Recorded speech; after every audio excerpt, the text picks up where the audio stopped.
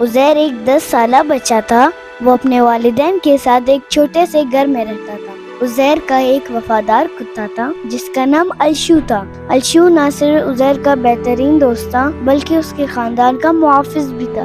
عزیر الشو کو ہمیشہ اپنے پاس بلاتا تھا اور اس سے بہت پیار کرتا تھا۔ دونوں ایک دوسرے سے خوشی خوشی گھر کے صحن میں کھیلتے تھے۔ عزیر الشو کا بہت خیال رکھتا تھا۔ ایک رات جب سارا گھر گہری نیند میں تھا، 3 چور گھر کی دیوار پلانگ کر گھر کے اندر داخل ہو گئے۔ وہ چپکے سے آگے بڑھ رہے تھے تاکہ کوئی انہیں دیکھ نہ سکے، لیکن جیسے ہی وہ گھر کے صحن میں پہنچے، الشو کو کچھ عجیب محسوس ہوا۔ اس نے فوراً اپنے حساس ناک سے خطرہ بھانپ لیا اور بھونکنا شروع کر دیا۔ الشو کی بھونکنے کی آواز سے پورا گھر جاگ گیا۔ عزیر کے والدین فوراً اٹھ کھڑے ہوئے اور انہوں نے دیکھا کہ ان کا وفادار کتا دروازے کے پاس کھڑے ہو کر مسلسل بھونک رہا ہے۔ عزیر بھی اپنے کمرے سے نکل آیا اور اس نے کتے کے پیچھے جا کر دیکھا کہ کچھ سائے دیوار کے قریب حرکت کر رہے ہیں۔ عزیر کے والد نے فوراً روشنی جلائی اور شور مچانا شروع کر دیا۔ چور یہ دیکھ کر گھبرا گئے، پورا گھر جاگ گیا۔ وہ فوراً بھاگنے لگے اور دیوار پلانگ کر بھاگ گئے۔ چوروں کے فرار ہونے کے بعد عزیر کے والدین نے الشو کو گلے لگا کر شاباشی دی۔ عزیر نے بھی اپنے وفادار دوست کو پیار کیا اور شکریہ ادا کیا۔ اس نے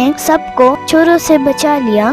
عزیر اور الشو کے درمیان دوستی اور مضبوط ہو گئی۔ وہ دونوں اب پہلے سے بھی زیادہ محتاط رہتے اور رات کو جاگ کر اپنے گھر کی حفاظت کرتے۔ اس واقعے نے عزیر کے خاندان کو اور بھی قریب کر دیا۔ انہیں یہ سکھایا کہ وفادار دوست کتنی اہمیت رکھتا ہے۔ ایک دن عزیر اور الشو سیر کے لیے نکلے مگر راستہ بھول گئے اور خود کو ایک سنسان پرانی جگہ پر پایا جو ایک قدیم ویران حویلی کی طرح نظر آتی تھی۔ ہر طرف خاموشی چھائی ہوئی تھی اور فضا میں خوف کا سایہ منڈلا رہا تھا۔ انہیں یہ معلوم نہ تھا کہ یہ وہی چور جنہوں نے پہلے ان کے گھر کو لوٹنے کی کوشش کی اسی ویران حویلی میں چھپے ہوئے تھے۔ جب عزیر اور الشو اس جگہ کا جائزہ لے رہے تھے، چوروں نے انہیں دیکھ لیا۔ ایک چور نے عزیر پر گولی چلانے کی کوشش کی مگر الشو نے اپنے جان پر کھیلتے ہوئے عزیر کو بچا لیا اور گولی اپنے اوپر لے لی۔ الشو زخمی ہو کر زمین پر گر گیا